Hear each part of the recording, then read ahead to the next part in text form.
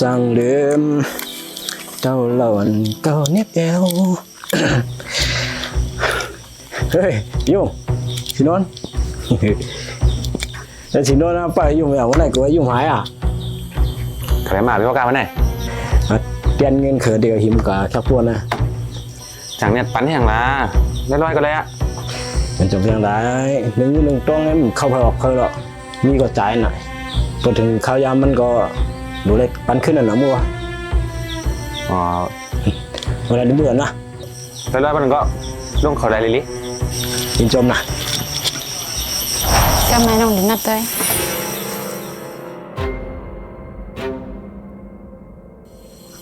จังนับอย่างมันนะพี่พ่อกาก็รู้นั่นต้องใจเปิ้นทีไรไกลก่อนจ้ะ Nên là bây giờ Gân này khản 5,000 này này Nên nằm khóc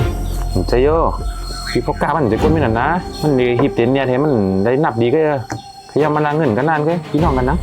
มันhở lại à bê Nó quá lạ nó mơ cái vào hay nắp hải nam ấy nè Phím gân hóc cả khao đang bó hướng nè Khi có hỏng tuần nắp ấy bó Các mẹ mắt đen gân phân gân nằm khóc Khạtเป็น 5,000 nè ขยันมันละเงินกันนานก็พอเป็นวันอะไรวันนี้มาปันขึ้นก็ขยันละ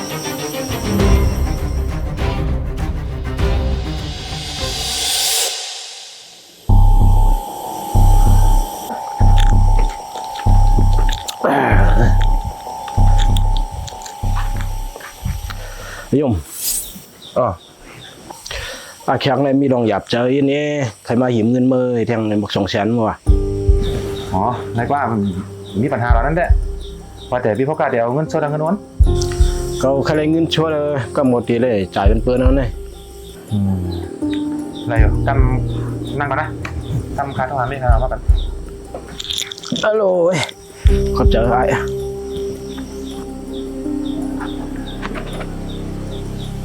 ฮัลโหลนนท์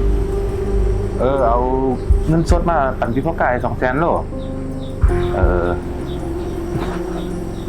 ไปกันฮะกินข้าวกินน้ำมันก่อน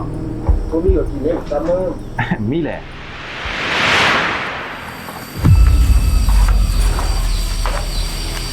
Phát bồn mắt đen gân gân nằm khóc Khạtเป็น 5,000 Có mấy tôi khát mà hiểm thèng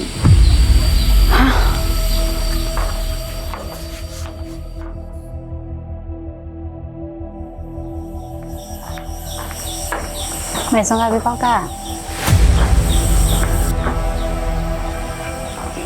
Này khá với bác cả Nó tôi để lý còn khá nà Cũng khá thấy 5,000-6,000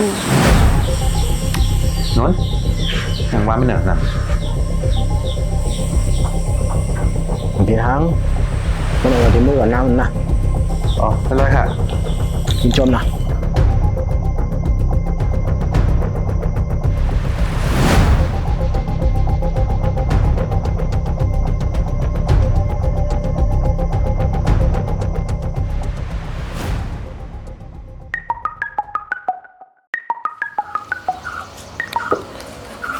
ฮัลโหล ฮัลโหลพี่เมื่อไงน้องเงินปีไต่โขงกับ5,000หนอ อันนี้มาเอาเงินออกกว่าเมื่อทำลาดก่อนนะอันนั้นเป็นเงินในยุ่มมานั่นก่อนเตี้ยนในยุ่มมานั่น Nó tôi để lý còn khá nà Cũng khá thấy 5,000-6,000 เบี้ยงมันนั้น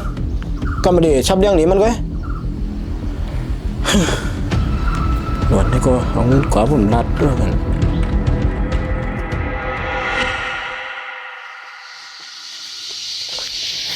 ยุ่ม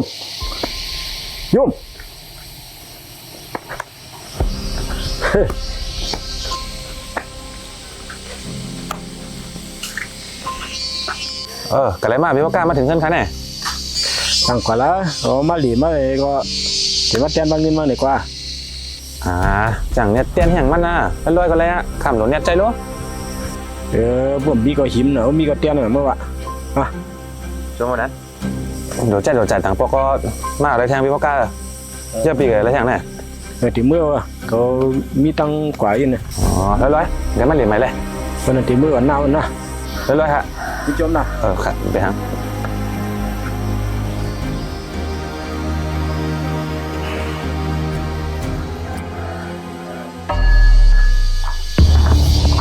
เ พี่ยม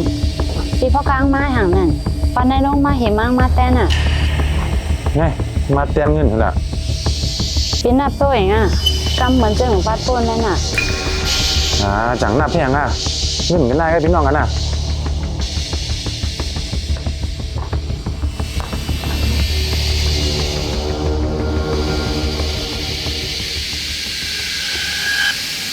พี่ยม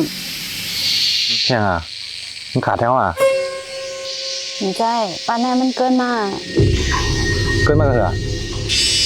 เกินมา5,000 พี่ว่างก้นเจิงพี่พวกกามันจะก้นไม่นั่นหรอก มันใจจังนั้นพี่ก็แม่มันเกินมา5,000กุนแหนบอ่ะ ฮะ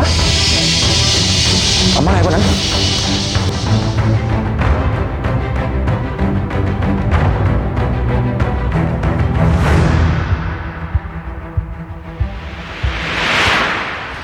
พี่พวกกาเนี่ยปีปันเงินเกินมาแน่ มือเงินเกินเมื่อเรียนมาบันเก่ามือเงินย้อนมาเมื่อสำลัดเกาหลาท่าน เงินอีดีรถออดเลยขยับมันนำมอกนั่นก็ไปเข้าเป็นปีน้องกันเนาะเยาเงินที่เกินมาแน่ทั้งปองห่างแน่ มันก็ปองว่าเมื่อรีต่อเก่าอ่ะเก่าก็รีต่อเมื่อน่ะนายโยม